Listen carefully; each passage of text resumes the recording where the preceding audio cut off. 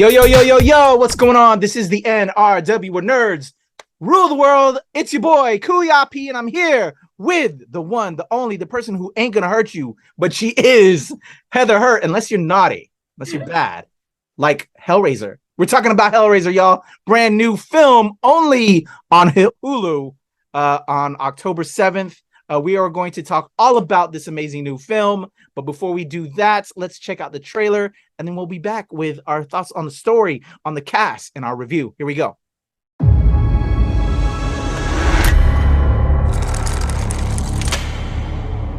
Beautiful, isn't it? It's really nice. You can hold it. What is it? It's a puzzle. And it's almost finished. Keep going. So if I solve it, do I get a prize? I do.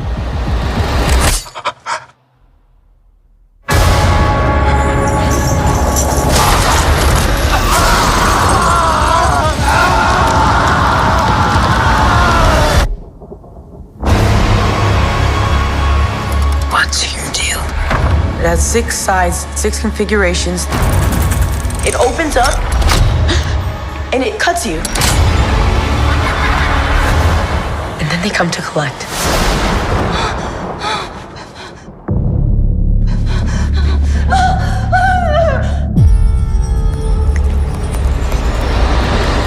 It's time. Greater delights await. We wish to see you proceed. Feed it. Their blood, their pain. All for us. What is it you pray for?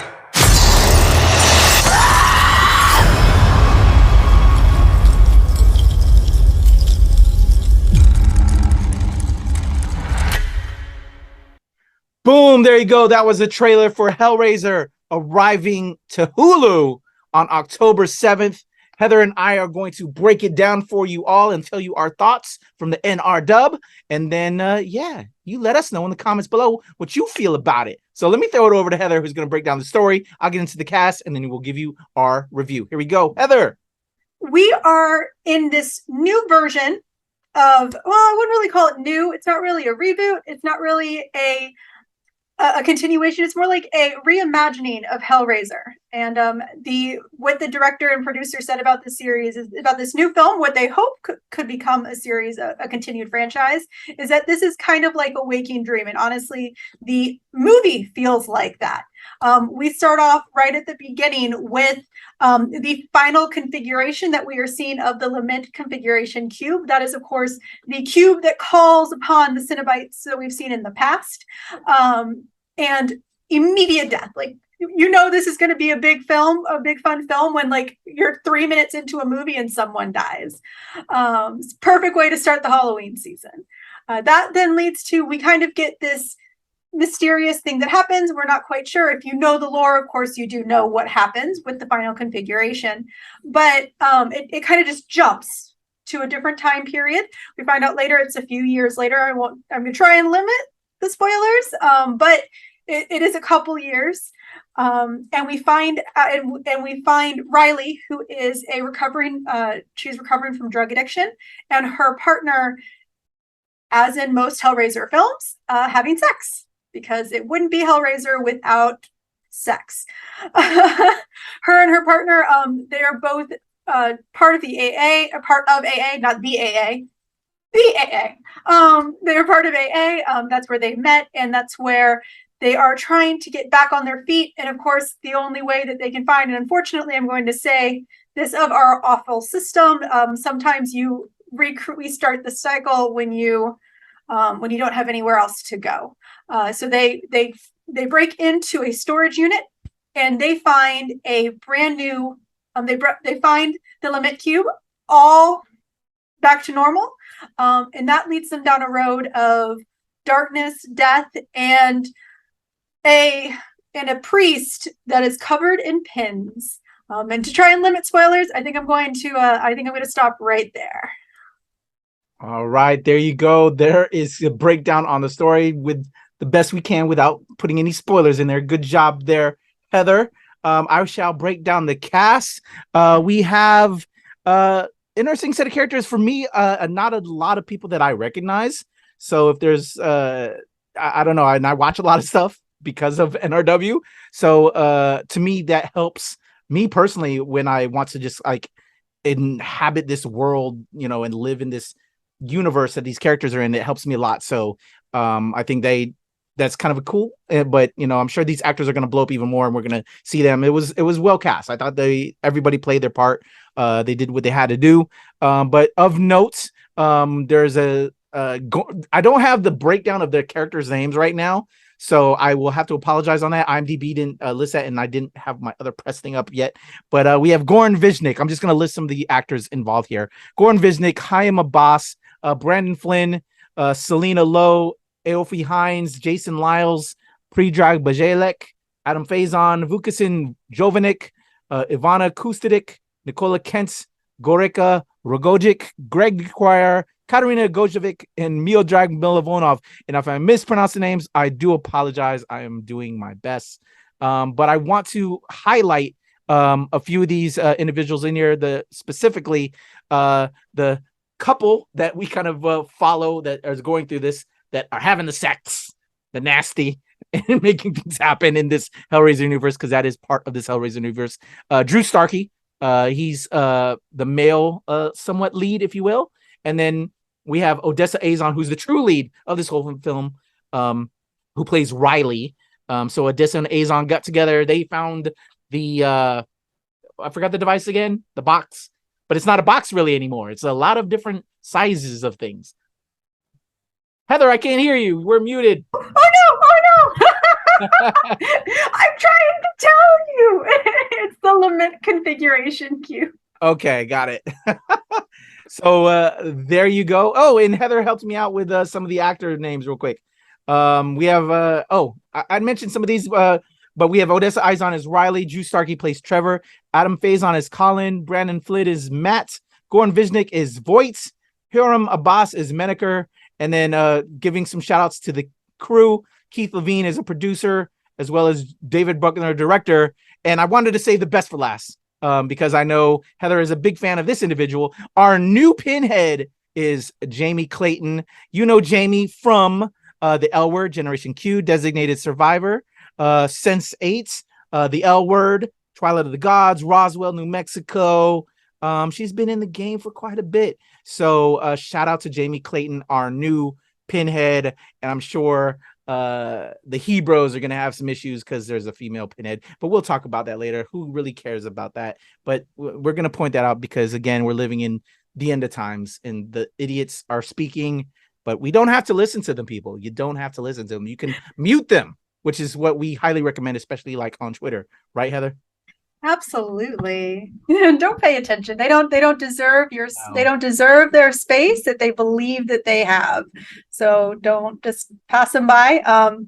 Also, they're wrong. So Clive Barker, don't even listen to us. We're just giving our thoughts because we have a channel to do it. Absolutely. To help maybe guide in a way, but our thoughts and reviews are just as good as those idiots. You know what I'm saying? So no, I disagree. Okay. Bigots are bigots. When Clive Barker, bigots. When Clive Barker wrote the character of the priest, also known as Pinhead, they were basically a non-binary godlike being. So, and they had more anatomy of a female, which is also why in this case, and one of the things, I'm sorry not to run right into the review, but one of the wonderful things about this film is all of the vaginal representation in this film. Lots of vaginas in the costumes. There's Clive Barker was gay. One of the best things I keep going back to, I literally just was in the press conference, so I'm going to call it out. One of the best things, so Jamie Clayton is, as QP just said, she was in the L Word. She's a proud ally. I believe she's gay. I'm not going to assume because I'm not I believe so. But when asked what was so different and exciting about this, or that makes Clive Barker's books so different, it's her words were, "Well, he's gay." Books like Hellraiser or novellas that Hellraiser was based off on, are often based off of stories, are based off experiences that the creatives have that they cannot reach out to. Books like The Little Mermaid. So the fact that the priest, is effeminate and has breasts, I don't know. I'm kind of surprised men are upset about that, but Yeah. I also want to shout out the writers real quick. Ben Collins on the screenplay, as well as Luke Piotrowski, and by a story by David S. Goyer. So shout out to the writers again, and of course the creator of everything we know, that is Hellraiser, Clive Barker, based on the books by Clive Barker. So let's talk about this story and film. You broke down the story, we broke down the cast. I will admit, it's been a long time since I've watched Hellraiser, a very long time. Since the original. I remember seeing it as a kid. My family let me watch Nightmare on Elm Street. They let me watch Friday the 13th. But funny enough, which was weird, the Hellraisers, you may need to get out the room, but they did eventually let me watch. Is it? I think mainly was it because there was more sex in Hellraiser? Well, there were toned down, but that's probably it. Hellraiser is literally the dark side of, or in theory, it's the dark side of BDSM. And many parents didn't like it. And they a lot of people watch it for the first time on like Sci-Fi or TNT, and it's like you have entire chunks of the movie cut out because I watched this joint on VHS back in the day. That's how old I am too. I just dated myself. No. So okay. Once again, sorry, calling out the press conference. I'm so sorry. The gentleman who plays Voight, he is the oldest gentleman of the cast. Other than I'm sorry, his assistant. Oh yeah. But she. That Hayam Abbas. I think that was Hayam Abbas. Yeah, Hayam Abbas was the assistant. So he was. They asked, when was the first time have you ever watched Hellraiser? What brought you to this? And he's like, I remember back in the day, I didn't get to see it in theaters, but I had it on VHS. Hey, Goran, I'm right there with you, brother. So yeah, it's been a long time. So I saw the original Hellraiser, and I just always thought the character was so very cool looking. That always grabbed me about Hellraiser. One of the dopest looking bad guys on screen. I would put it in a lot of, man, it's hard, like matching up Jason, Freddy Krueger, leather face or leather, putting them all together. Hellraiser was kind of dope, man. Just all those nails, in the face and all that, or pins, because it's Pinhead, yeah, always badass. And then just this legion of baddies with them, the Cenobites, right? That's what they pronounce it. Just interesting, but yeah, very BDSM, very sexual. So it was always very, kind of sexy darkness, right? Let's say it, where it makes you question yourself, because it is on that tip that, that wild side of things that just was always very interesting. But so I saw the first one. I want to say I saw this like the second or third one, and then I haven't seen some of the newer iterations of it. I actually had one of the male recent Hellraisers on another interview that I've done for the channel. I forgot his name, but yeah, and just never really got into the newer incarnations of it. But I do remember the original fondly. And then when I heard about this, and then it was going to be a female Pinhead or female adjacent, again, I'm, with all due respect, I love it because I'm about further representation, and why not, people? And so for me, that's kind of like how I felt going in, that I was ready for it. I'm gonna just leave it there so that way, because I'm curious your thoughts coming into it, and then we'll get into like our actual thoughts on it. Heather, what did you think about this announcement? So I haven't seen all. So about the announcement, to go back, I haven't seen all 10 previous Hellraisers. I think. There was 10. Oh my gosh! 10. This is technically Hellraiser number 11. Wow. But I have seen, I think, the first, 6. But it was like many things. It was like Leprechaun. Eventually, it just got goofy. Okay. And if you hate on the Leprechaun series, you don't know horror. But anyway, so when this was announced, I was ecstatic. I love Clive Barker. He's one of the greatest horror novella writers. Personally, I love his work. And Hellraiser is one of those stories that, in reality, the original franchise did not do his stories justice. They not saying that they were bad movies. They did not do the story justice. And the way that it was originally sold, this version was originally sold, was that it was going to be much closer to the original lore, even if it was just a short novella. So I was really excited. I mean, I always am happy to have a more accurate, I'm going to say that, she is a more accurate Pinhead. I'm always excited about seeing how the Cenobites are going to look, because the costumes are always some of the coolest costumes. Oh, yeah. But it was when they said that the lore was going to be a little closer, that's what really was like, okay, I am ready for this movie. Okay, cool. All right, so thoughts on the film. Again, it's been forever, so it really was like a new film in a way, other than the familiarity of the look and when am I going to see Pinhead? When am I going to see these different Cenobites and everything? So I was in for the ride. Again, with me not knowing a lot of the actors, I was really in it. Like, I was on this journey with them because I didn't like have already preconceived notions of what these actors perform like in other films. So I was like, okay, I'm with these guys. We're about to meet Hellraiser. We're about to get meet Pinhead. So yeah, shot very old school. Again, it reminded me of an 80s horror film, and sex and just sex, drugs, rock and roll, and hell. It played by the numbers, if you will, for me. And then we finally see, it starts off with some death. We get to see a cool house.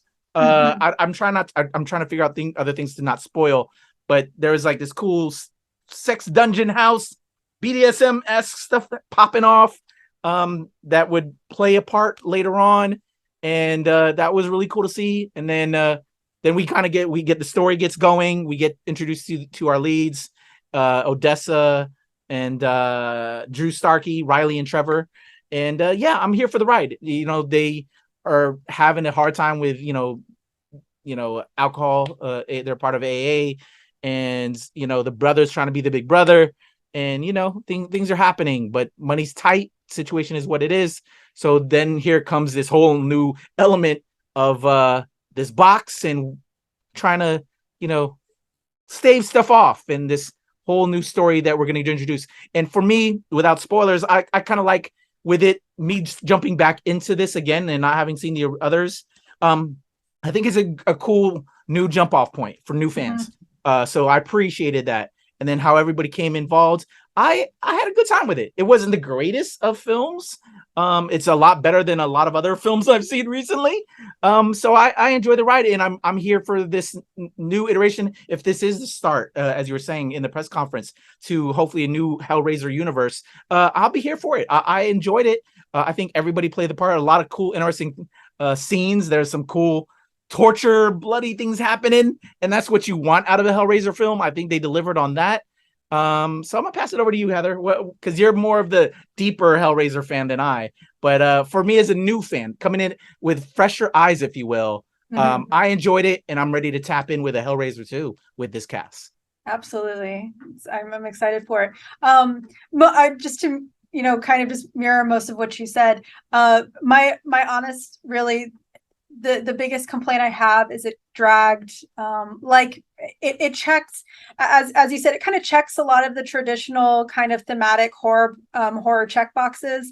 So it didn't make it like it was something incredible. There were definitely times where I'm sitting here going, and yeah. Or where Riley would be, where she wouldn't. One of my biggest complaints was, I'm not going to give away any spoilers, but I'm not going to say when this happens. But there were several times where she would just not talk, and she was trying. It's like, honey, you got to say things for people to do things, and that's like.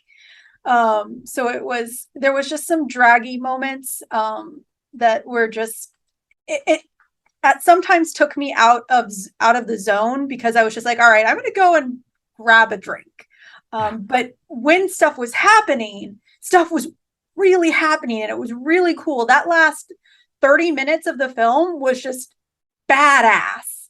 It was like the first 20 minutes, then the last 30 minutes, and then somewhere in between we got lost.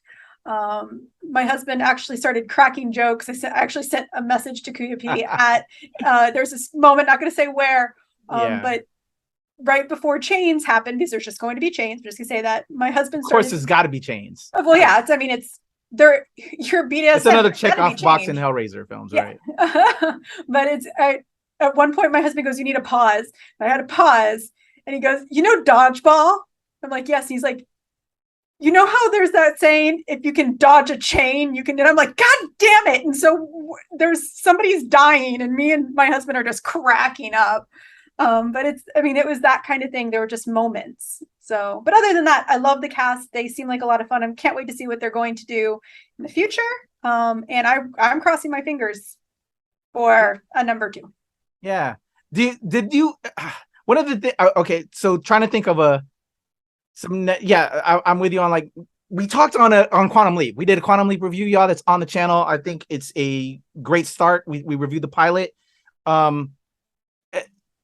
I would say I felt the same with this. Like, it's a show that you could just have on, and then it'll grab you for a few moments, and then you could just kind of chill and then return to it. Again, it's not great, it's not perfect, but it's a lot better than a lot of things that are out there, and I enjoyed my time with it. Absolutely. So this is going to sound really awful, because I do want to say that I enjoyed this movie, but one of the things that came out of just comparing it to another Hulu film, when Prey came out, there was a surge of people deeply upset that the film did not come in theaters. So, like, I would have loved to see this movie in theaters. Why did they put this just to streaming?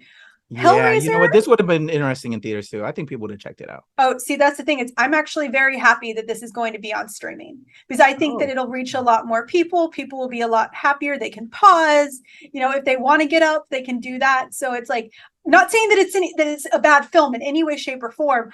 I am happier because I think it'll reach a better audience on stream, where there are other films that we've done, and they could have done better elsewhere. I feel that. I think I'm also the proponent. Well, I'm the proponent of streaming as well as theatrical release at the same time. Absolutely. Because it's like, there's certain films you want to see with an audience, and friends, So, again, but we're also living in COVID time. So, like, I'm all about, let me watch it at home in the safety of my own home. But then once I'm like, oh, dude, I'd like to see what it'd feel like at certain moments. There's something to be said with the audience that you can feel. And I think horror films are perfect for an audience. That's why I was saying, like, yeah, I think that would be dope to have that crowd experience especially with a film like this, to hear those gasps, just all of that would be dope. So, but no, I'm with you. I think Prey, that really would have been amazing in theaters, but I love that I was able to catch it at home. So I still think we, as a people, still need to find that happy medium. Oh yeah, no, I don't want to dismiss also the concept of it being available on streaming is able sensitive. Yeah. Sorry, is not ableist sensitive. That's what I should say. It supports everyone. It supports those who are disabled, those who are elderly, those who are sick. Even more of a reason to have it streaming. I'm all about dual theatrical release and streaming release at the same time. Absolutely. Why not? Why can't we do that with our media now? Sure. Do it. Disney, Disney, you're hearing us, right? This is like, but no, it's just one of those words. You definitely have some really great content coming to Hulu. Some of it I do think would do better in some places versus others. And I think that where this film is really just going to grab people is on streaming. So I just don't think it would have, unfortunately, saying this in a very loving way, I don't think that it would have the pull of a theater. Okay. Respect your opinion on that. What do you think, if we can go back to the film a little bit, the Cenobites, and just some how that was done? That I think we can talk on our Pinhead and just some of the other. Because I'm not deep into the lore of Hellraiser, I want to say a couple looked familiar, if not redone. There are break it down a little bit on that note on the cast of other Cenobites. I'm not going to give. I think that they each have their own names. I haven't. Okay, It's been a so while you since don't I've know read the it. book. Okay. No, yeah, I'm not going to pull them out. But yes, you did say, as you said, there are some that look very similar. It's because yes, there are the same group of they are main characters within their world, within their dimension. So yes, there are the same. I think there's 4, including Pinhead. The 4, including the priests, that are similar, but they wanted to have new characters. I'm just gonna call it. I think they called him the Chatter. Okay, yeah, that was the one with the mouth. I was curious. I Mhm. think like I knew that one was like a redone one. No, he's brand new apparently. Oh, I remember really? him. They had something similar, but his version is Okay. brand new. Okay. So it's one of those. But what was really cool is like they really got into this. They worked with. I think they said they worked with members of like the BDSM communities or people who have costumed for them before. Like this was real shit that they were like getting like nailed and hammered into or pinned into. There was lots of lube, apparently, a lot of lube to get people in costume. You love it. You gotta love it. Oh man. So yeah, cool visuals. I think it was a fun ride, but had its moments where it did stall. I found myself, grabbing my phone or doing a couple things here and there, but I stayed awake the whole way through, y'all. I did stay awake because I have kind of like, I'm an old man. I'm getting old, man. So this kept my attention. But all right. So Hellraiser, we're down for more. I know I'm personally down for more. Absolutely. I'd totally be down for an updated franchise. Absolutely. All right. So Heather, if they want to talk all things Hellraiser or anything else, how can they reach out to you? Sure. If you want to talk to me about book accurate storylines, you can reach out to me at Nerd is a Heather on Twitter or at Heather is a Nerd on Instagram and TikTok. All right. And for me, it's the Legend Kuya P on Twitter, TikTok, and IG. And of course, here with Heather and the whole squad at the NRW and at Release Wednesday, where nerds rule the world with a lot of lube. We're out of here, y'all.